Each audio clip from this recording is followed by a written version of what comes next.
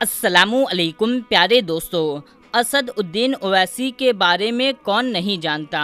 वो भारतीय राजनीतिक हैं। वे ऑल इंडिया मजलिस इत्तेहादुल मुस्लिमीन यानी कि AIMI के राष्ट्रीय अध्यक्ष हैं। ओवैसी साहब इन दिनों काफ़ी चर्चा में हैं कि उन्होंने संसद में शपथ लेते वक्त जय फिलिस्तीन और अल्लाहू अकबर का नारा लगाया। उसके बाद में उनके साथ में जो होना शुरू हुआ और फिर अल्लाह ताला का ऐसा करिश्मा हुआ कि ये सब जान करके आप हैरान रह जाएंगे। ये बात तो आप जानते ही हैं कि ओवैसी साहब कौन हैं। मेरे प्यारे दोस्तों, ऐसा करने के लिए काफ़ी हिम्मत की ज़रूरत होती है। तो पूरा मामला क्या है, आइए आपको तफसील से बताते हैं। दोस्तों, आज जो सच्चा मुसलमान होगा, जिसके दिल में मुसलमानों के लिए हमदर्दी होगी, वही इस वीडियो को पूरा आखिरी तक देखेगा और ओवैसी साहब से मोहब्बत करने वाले इस वीडियो को एक लाइक ज़रूर करेंगे। मेरे प्यारे दोस्तों,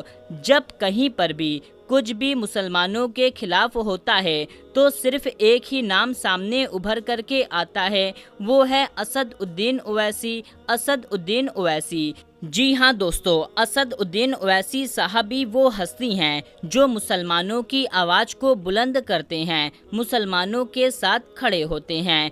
दोस्तों, असद उद्दीन ओवैसी साहब ने हैदराबाद से BA तक की पढ़ाई की है और उसके बाद से लंदन चले गए। वहाँ पर उन्होंने bachelor of law barrister at law की पढ़ाई की। असद उद्दीन ओवैसी साहब सिर्फ राजनेता नहीं बल्कि वो वकील भी हैं। ओवैसी साहब पहली बार 2004 में हैदराबाद के लोकसभा क्षेत्र से सांसद चुने गए। उसके बाद वो 2009 और 2014 में आम चुनाव में भी हैदराबाद क्षेत्र से सांसद चुने गए। 2019 के आम चुनाव में वो अपनी पार्टी ऑल इंडिया मजलिस इत्तेहादुल मुस्लिमीन से फिर से हैदराबाद क्षेत्र से उम्मीदवार हुए और फिर जब इस बार 2024 में इलेक्शन हुआ तो असद उद्दीन ओवैसी साहब ने हैदराबाद से बड़ी जीत हासिल करी और संसद में अपनी सीट को पक्का किया। लेकिन 25 जून को शपथ लेने के दौरान ओवैसी साहब ने शपथ लेने के बाद जय भीम, जय मीम, जय तेलंगाना और फिर जय फिलिस्तीन बोला। उसके बाद में तकबीर अल्लाहू अकबर पर अपनी बात को ख़त्म कर दिया। लेकिन जैसे ही ओवैसी साहब ने जय फिलिस्तीन बोला तो सांसद में हंगामा हो गया। जितने भी BJP के सदस्य थे उन्होंने हंगामा करना शुरू कर दिया और तब से लेकर अब तक न जाने क्या क्या ओवैसी साहब पर टिप्पणी की जा रही है। कुछ लोग ओवैसी साहब को हमास का आदमी बता रहे हैं तो कुछ लोग पाकिस्तान का आदमी बता रहे हैं और काफ़ी गालियां भी दे रहे हैं। यहाँ तक कि राष्ट्रपति के पास भी ये सिफारिश कर दी गई है कि ओवैसी साहब की संसद की सदस्यता ख़त्म कर दी जाए। लेकिन दोस्तों, यहाँ पर गौर करने वाली बात ये है कि अगर जय फिलिस्तीन का नारा लगाना हिंदुस्तान में कोई जुर्म होता तो ओवैसी साहब ऐसा कभी ना करते, क्योंकि ओवैसी साहब कोई जाहिल नहीं हैं बल्कि उन्होंने लंदन से वकालत की डिग्री हासिल करी है और ऐसा करने से पहले उन्होंने काफ़ी सोचा समझा होगा, तब जा कर के उन्होंने जय फिलिस्तीन का नारा लगाया है।